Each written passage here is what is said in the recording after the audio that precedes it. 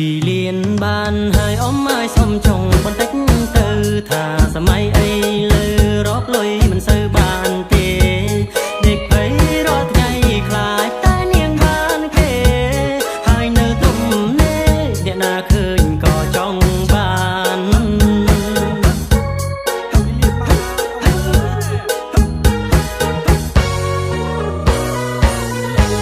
ពីលៀនបានហើយអមឲ្យមេត្តាដល់